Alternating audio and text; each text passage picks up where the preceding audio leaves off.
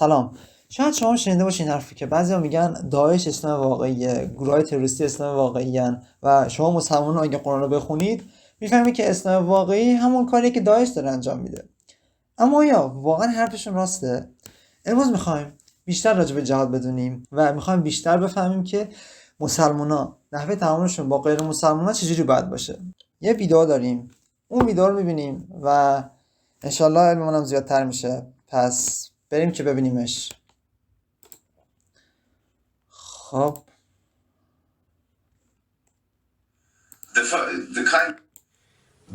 the kind of ayat or the verses that were in the Quran in the beginning addressing disbelievers were verses like the 14th verse of Surah Al-Jathiyah where Allah subhanahu wa ta'ala says قل للذين آمنوا يغفروا للذين لا يرجون أيام الله ليجزي قوما بما كانوا يكسبون.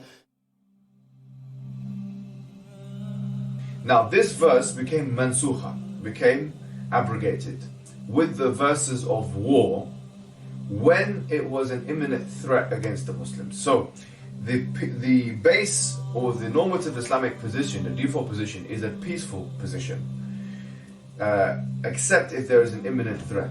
This is how to conceptualize the idea of, let's say, jihad in Islam. This is how to conceptualize jihad in Islam. So just generally speaking, how do Muslims, this is a question that we could quickly address here, how do Muslims conceptualize disbelievers? How do they conceptualize their interactions, or how should they conceptualize their interactions with disbelievers, and what is the evidence of that? Okay, according to the classical books of jurisprudence, there are 4 types of disbeliever. Now, there is what you call al-muharib. Al-muharib, first and foremost, means someone who is actively trying to fight the Muslims. Yeah, it's trying to fight the Muslims are in their land, all these kinds of things. As for this person, this muharib, verses of the Quran which refer to war apply to him or to her. Usually it's a him, because there are some opinions, as we will come to, which say that even if a woman is in the battlefield, that she should be avoided in terms of combat. But usually it is a he. The Muslims are being told to fight al-muharib. Al-muharib is the one who is a combatant, and he is someone who is actively engaged in war. And how do we know this? We know this from different things. First and foremost, in the Quran itself is very clear. In chapter 2 verse 190, where it says, وقاتلوا في سبيل الله الذين يقاتلونكم ولا تعتدوا إن الله لا يحب المعتدين. 60 verse 8, لا ينهاكم الله عن الذين لم يقاتلوكم في الدين ولم يخرجوكم من دياركم أن تبروهم وتقسطوا إليهم إن الله يحب المقسطين. and certainly Allah loves those who are just. So these verses and other verses like chapter 4 verse 90, which talks about those who إِلَّا الَّذِينَ يَصِلُونَ بَيْنَكُمْ وَبَيْنَهُمْ مِيثَاقٌ أَوْ جَاءُوكُمْ حَصِرَتْ صُدُورُهُم, that those individuals who you have an agreement with of no fighting, and they come to you, they're not fighting you, they don't want to fight you, you're not allowed to kill those individuals. So this is once again the evidence is that the Quran does not promote violence against non-combatant individuals. And from a linguistic perspective, the word qital, which is what the word used, the active verb that's used here in these verses, is a verb in and of itself which indicates 2 people fighting each other, not one person fighting someone who's not fighting them back. آجی بابهای عربی یادتونه؟ قاتل یقاتل قاتل مصدرش میشه مقاتله. فعلی که توی قرآن استفاده شده قاتلو هستش. خب که این به معنی اینه که 2 نفر در حال جنگ با هم هستن، نه که 1 نفر به این نفری که قصد جنگ با اون نداره داره حمله میکنه. این خیلی مهمه و به شخصه برای خودم این خیلی جالب بود. من اینو خودم به شخصه قبل از اینکه این ویدیو رو ببینم نمیدونستم. حالا ادامه میدیم.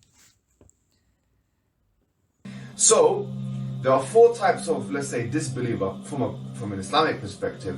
The first one is the muharib, who from an Islamic perspective is the only one you can legitimately fight. How and where can you fight them? You can fight them only if you have a leader who's an Islamic leader and you live in a Muslim locality and there is an imminent threat on your life. This is well known and established in the Islamic discourse. The other kinds of disbelievers are, for example, the mu'ahad. Mu'ahad comes from the Arabic word ahd.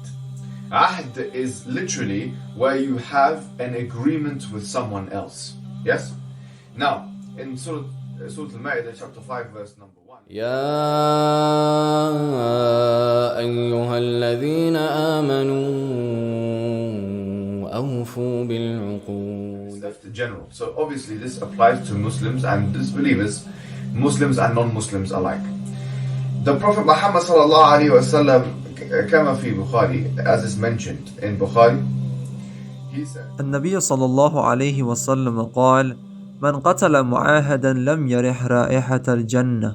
whoever kills a mu'ahad, someone who you have an agreement with, they will not be able to smell the smell or the fragrance of heaven.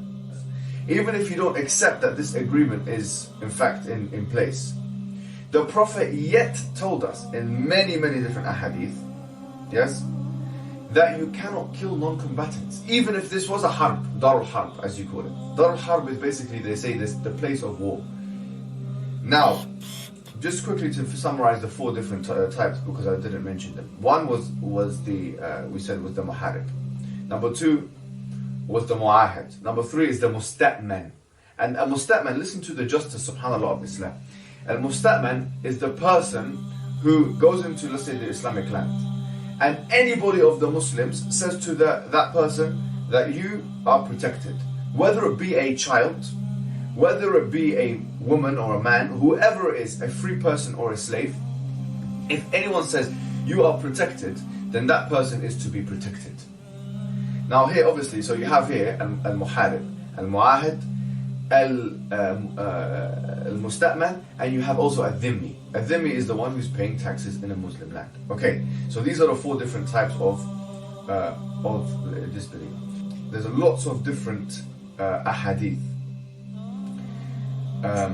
which refer to the fact that even in the state of war, so we're talking here, even in the state of war, you're not allowed, okay, to endanger people that are non-combatants, including women, including children, including monks in their monasteries.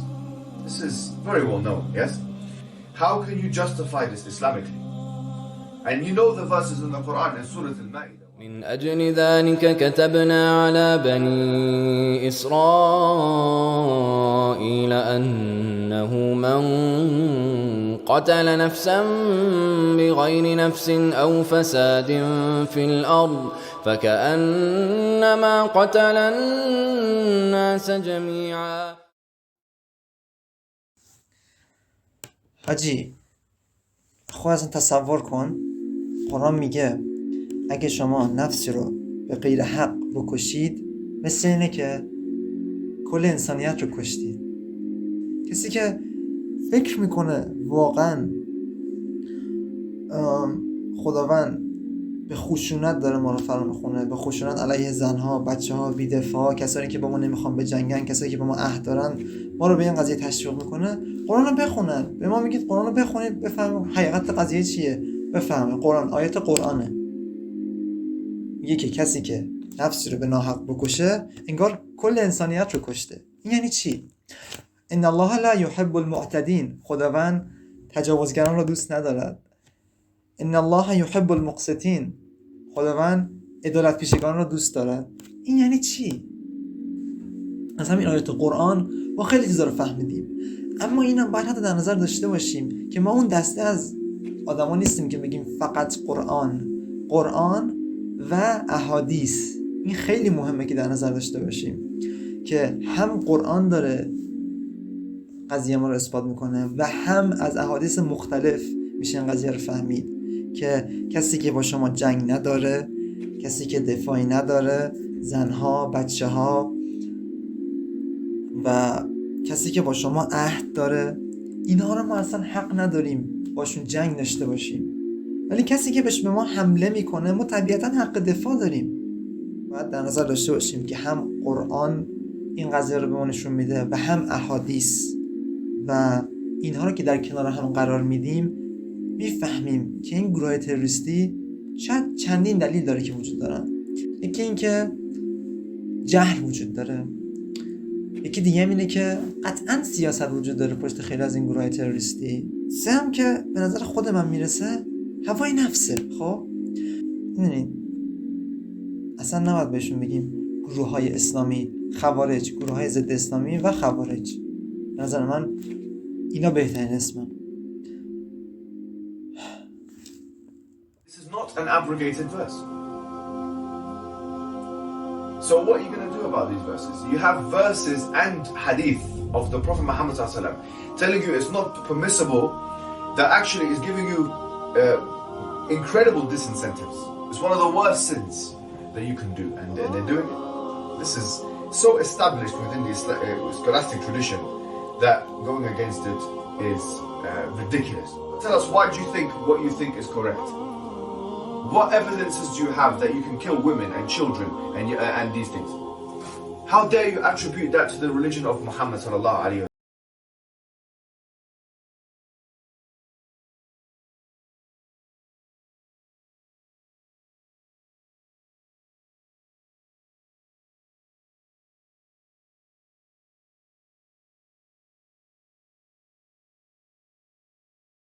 و حتما این ویدیو رو به اشتراک بذارید که کسایی که علم کافی به این قضیه ندارن بیشتر یاد بگیرن، و خیلی ممنونم که نگاه کردید. تا دفعه بعد، خدا حافظ.